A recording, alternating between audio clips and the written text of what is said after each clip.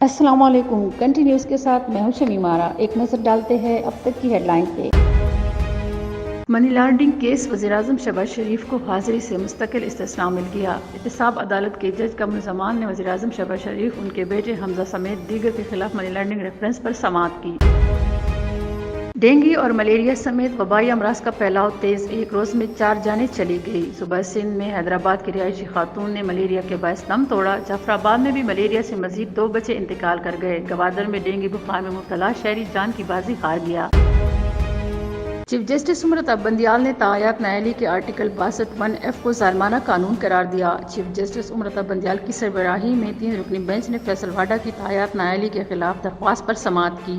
Chief justice نے remarks دیتے ہوئے کہا کہ موجودہ کیس کو محتاط انداز سے سنیں گے۔ شرجیل میمن کا نام ECL سے نکالنے کی نظرثانی درخواست منظور۔ سندھ ہائی کورٹ سے وزیر اطلاعات سندھ شرجیل میمن کو ریلیف مل گیا۔ عدالت نے شرجیل میمن کا نام مستقل ECL سے نکالنے کا حکم دے دیا۔ جسٹس کے آغا کی سربراہی میں 2 رکنی بینچ نے درخواست پر فیصلہ سنا دیا۔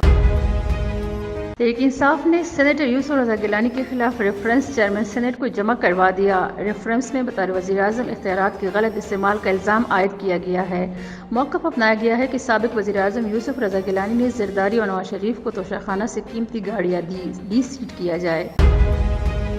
پنجاب اسمبلی ہنگامہ آرائی کیس میں لیگی اراکین اسمبلی کی ضمانتیں کنفرم۔ لیگی رہنما رانا مشہور سیف الملوک کوکر سمیت دیگر ملزمان عدالت میں پیش ہوئے اور حاضری مکمل کروائی، جبکہ تانا قلعہ گجر سنگھ پولیس کی جانب سے ملزمان کا ریکارڈ عدالت میں پیش کیا گیا۔ عدالت نے 50,000 روپے بچلکوں کے عوض لیگی رہنماؤں کی ضمانتیں کنفرم کر دی۔ شمالی کوریا نے جاپان کے اوپر سے بیلسٹک میزائل داغ دیا۔ شمالی کوریا نے جاپان کے اوپر سے بیلسٹک میزائل داغ دیا۔ 2017 کے بعد پہلی مرتبہ شمالی کوریا نے جاپان کی حدود میں میزائل داغا ہے۔ درمیانے درجے تک مار کرنے والا بیلسٹک میزائل جاپان کے مشرقی سمندر میں جا گرا۔ فلم دی لیجنڈ آف مولا جٹ سنیما انڈسٹری کے لیے گیم چینجر ثابت ہوگی۔ بالی ووڈ کی معروف اداکارہ ہمایمہ ملک کہتی ہے کہ 13 اکتوبر کا بے تابی سے انتظار ہے۔ فلم دی لیجنڈ آف مولا جٹ نیکسٹ لیول فلم ہے جو سنیما انڈسٹری کے لیے گیم چینجر ثابت ہوگی۔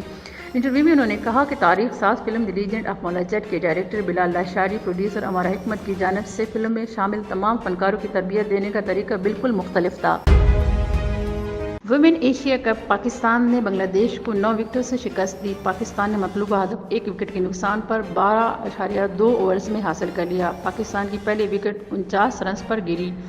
منیبہ علی نے 19 گیندوں پر 14 رنز بنا کر آؤٹ ہوئی۔ سدرا امین نے 34 رنز جبکہ بسمہ معروف نے 12 رنز کی ناقابل شکست اننگ کھیلی۔ یہ تھی اب تک کی کنٹینیوز کی تازہ ترین ہیڈ لائن۔ مزید خبروں اور اپڈیٹس کے لیے دیکھتے رہیے کنٹینیوز۔